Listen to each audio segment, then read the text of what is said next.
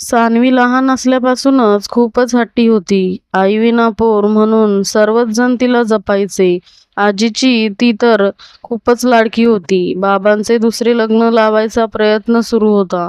पण ही 7 वर्षांची चिमुरडी काही ना काही करून मोडून काढत होती. दोन्ही आजीबाई समजावून दमल्या तिला. "अगं, सगळ्यात सावत्र आई काही खडूस नसतात आणि आम्ही आहोत ना, तुला काही त्रास दिला तर आम्ही तिला ओरडू." पण तिच्या मनात सारखी भीती होती. पिक्चरमध्ये दाखवतात तशी ही आई मला त्रास देईल. बाबा पण तिचेच ऐकतील अन तिच्या आईची शेवटची आठवण म्हणजे तिचे मंगळसूत्र, ते पण त्या आईला देतील असेच तिला वाटायचे. सर्वांनाच काळजी वाटत होती. हिला कसे समजावून सांगावे? तिची आई म्हणजे सविता एका अपघातात 2 वर्षापूर्वी गेली. तेव्हापासून हिला सर्वजण जपत होते. पण आता हिचा हा हट्ट म्हणजे जरा अतिच होता. कसे सांगावे आता हिला? तिच्या बाबांच्या आईनं तिच्यात मावस भावाची मुलगी पसंत केली. तिचे पण लग्न होऊन घटस्फोट झाला होता. तिला एक मुलगा होता. पण ही चिमुरडी ऐकायला तयारच नव्हती. तो मुलगा म्हणजे त्याचे लाड होणार, माझे नाही, हा एकच हट्ट धरून बसली. तिच्या हट्टापुढं सतीश पण नाही म्हणाला. दोन्ही आजी अजून चिंतेत गेल्या. शेवटी सविताच्या आईनं तोडगा काढला. सविताची एक मैत्रीण, वय वाढलेले होते. त्या परिस्थिती नाही म्हणून लग्न होत नव्हते. तिच्या घरी जाऊन तिने सर्व परिस्थिती सांगितली. ते सर्व ऐकले तरी सुषमा लग्नाला तयार झाली. त्यामुळे दोघी आजीबाईंना बरे वाटले. आता सतीश काय म्हणतोय म्हणून त्यांना काळजी वाटत होती. सासूबाई बोलतायत म्हणून जावई तयार झाला. मुलीला भेटायला सतीशने सुषमाची भेट घ्यायची ठरवली. अन फक्त सानूच्या भविष्यासाठी आणि आपल्या आईच्या इच्छेसाठी. आणि आपल्या आईच्या इच्छेसाठी मी तयार आहे. माझ्याकडून बाकी कसलीच अपेक्षा करू नको, असे त्याने आधीच सांगितलं सुषमाला. हे ऐकताच खूप वाईट वाटलं. पण किती दिवस घरच्यांचे टोमणे ऐकायचे, म्हणून ती तयार झाली. लग्न झाले. तिच्या घरची काहीच परिस्थिती नव्हती. त्यामुळे त्यांनी तिला कोणताच दागिना केला नाही. अन सान्वीने आपल्या आईचं मंगळसूत्र काही दिले नाही. शेवटी सविताच्या आईनेच तिची आई होऊन सर्व काही केले. सान्वी तिला खूप त्रास द्यायची. "ए दुसरी आई" अशीच हाक मारायची. ती ओरडली की मुद्दाम खोटे रडायची. सुषमाला 2 महिन्यात सर्व गोष्टीचा अंदाज आला. दोन्ही आजींना आधीपासूनच माहीत होते. त्यामुळे त्या सुषमाला काहीच बोलायच्या नाहीत. त्या उलट तिला म्हणायच्या, "मारलीस तर चालेल, पण सतीशला मात्र अजिबात सहन व्हायचे नाही." सुषमाने मग तिच्या मैत्रिणीला म्हणजे तिच्या शाळेतल्या टीचरला सांगून एक प्लॅन तयार केला अन सतीशला खऱ्या परिस्थितीची जाणीव करून दिली. त्याने त्या दोघींचे आभार मानले अन गोड बोलून सान्वीला योग्य शब्दात समज दिली. तसंच यापुढे तिने सुषमाशी नीट वागायचं, तिचे ऐकायचं असं कबूल करून घेतले. सान्वीने खूप तमाशा केला, पण तिची बाजू घेणार कोणी नाही हे तिला आता समजले होते. सुषमा तिला खूप समजून घेत असे. हळूहळू सुषमा आणि सतीशचे नाते पण फुलत होते. पण नवरा बायकोचे नाते त्यांच्यात कधीच नव्हते. आणि ते सतीशने तिला आधीच सांगितले होते. तिला खूप वाईट वाटायचं. तिच्या अपेक्षा तिने मनात तशाच ठेवल्या. सान्वीला तिने कधी सावत्रपणा दाखवला नाही. पण सान्वी मात्र नेहमीच तिच्याशी वाद घालायची. हळूहळू सान्वी मोठी होत होती. सतीश कामानिमित्ताने सतत बाहेर असायचा. सुषमा मात्र सान्वीसाठी नेहमीच तत्पर असायची. तिने सान्वीला खूप प्रेमाने समजवायचा प्रयत्न केला, पण तो नेहमीच अयशस्वी ठरला. त्यात सतीशची आई आजारी असायची. त्यांची पण ती काळजी घ्यायची. त्यांनी एकदा सुषमाला बोलावून सांगितलं, "मला खूप काळजी होती बघ ह्या सानूची, पण आता नाही. तू आहेस. आता माझे काही झाले तरी चालेल, पण तुझ्यासाठी मात्र मला वाईट वाटतं. या पोरीसाठी तू एवढे करतेस, त्याची तिला किंमत नाही." सुषमा हसत म्हणाली, "तिला नक्की कळेल एक दिवस. मला पूर्ण विश्वास आहे." सान्वी सर्व ऐकत होती. तिने चुकीचाच अर्थ काढला नेहमीप्रमाणे खूप भांडली. सतीश घरी आल्यावर त्याला उलटसुलट सांगितलं, पण त्याने सुद्धा सानूला सुनावले. रागाने ती जेवली नाही म्हणून सुषमा सुद्धा जेवली नाही.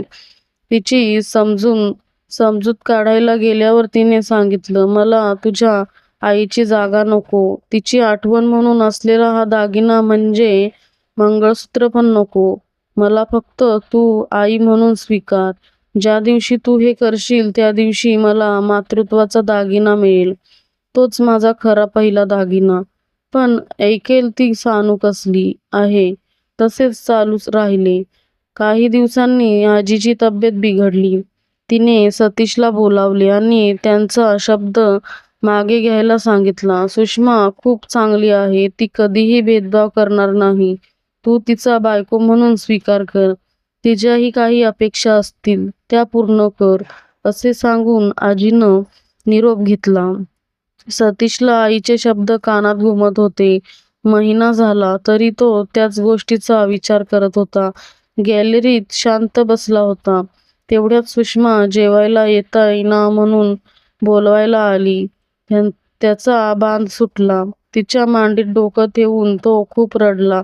आज 5 वर्षात पहिल्यांदाच त्याने तिला स्पर्श केला होता. सुषमा गोंधळून गेली. तेवढ्यात सानू आली. त्यामुळे तो विषय तिथेच राहिला. काही दिवसांनी परत सर्व नॉर्मल झाले. दोघेही आता शरीराने मनाने जवळ आले होते. सान्वीला समज आल्यापासून तीही जरा बरी वागत होती.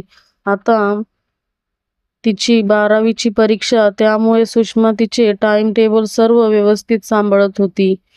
ऐकून काय सर्व छान चालू होते अशात दृष्ट लागली. सतीशचा अपघात झाला. आता तो गेला.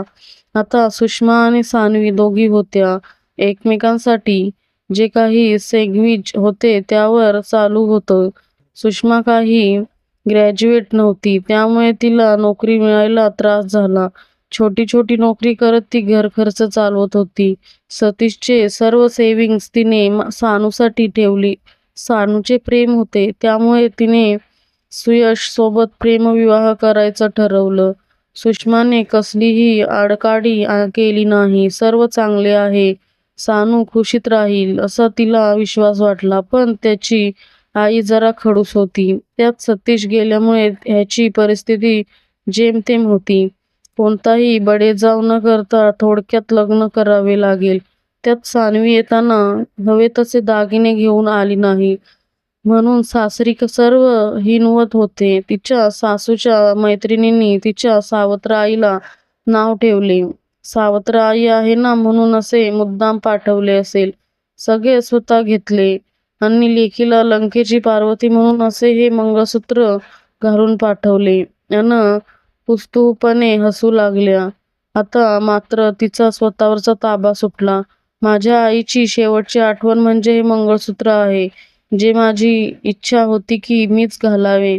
तिचा आशीर्वादाचा हात आहे ह्यामध्ये. अन माझ्या सुषमाईला नाव ठेवायला तुम्हाला काही अधिकार नाही. आज ती आहे म्हणून मी आहे.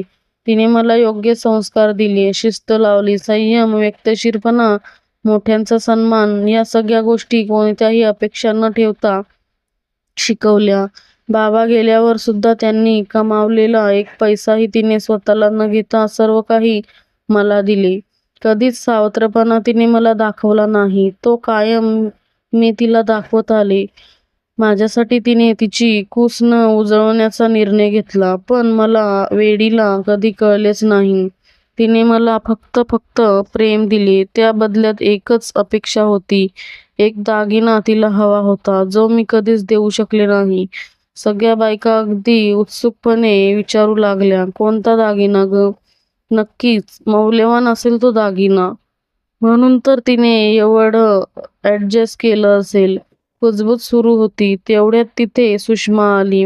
बायका अजून कुजबुजत कस्तुतपणे हसू लागल्या. सुषमा मनातून घाबरून गेली. सानूनं काय केले? असे काय वागली की ह्या बायका अशा बघायल्यात? तेवढ्यात सानूने तिला येऊन घट्ट मिठी मारली आणि हात तिच्या गळ्यात घालून तिला प्रेमाने आई अशी हाक मारली. दोघी मायलेकी सारं विसरून एकमेकांच्या मिठीत हरवून गेल्या. बायका कुजबुजत असताना सानू म्हणाली, तुम्हाला तो दागिना बघायचा होता ना? हाच. आई म्हणून हाक मारून माझ्या दोन्ही हाताची तिच्या भोवती असलेला हार, हाच मातृत्वाचा दागिना तिला हवा होता. सुषमाला तर भरून येत होते. दोघी सतीश आणि आजीच्या फोटोसमोर उभे राहून त्यांना नमस्कार करत होत्या. सानूने त्यांची माफी मागितली अन आईला कधीच अंतर देणार नाही असे वचन दिले. फोटोमधून आजी आणि सतीश खऱ्या अर्थाने आज हसू लागली. तर मित्रांनो, तुम्हाला ही कथा कशी वाटली ते कमेंट बॉक्समध्ये नक्की कळवा. अशाच नवीन नवीन कथा ऐकण्यासाठी आपल्या चॅनलला सबस्क्राईब करा. तोपर्यंत धन्यवाद. भेटूया पुढील कथेमध्ये.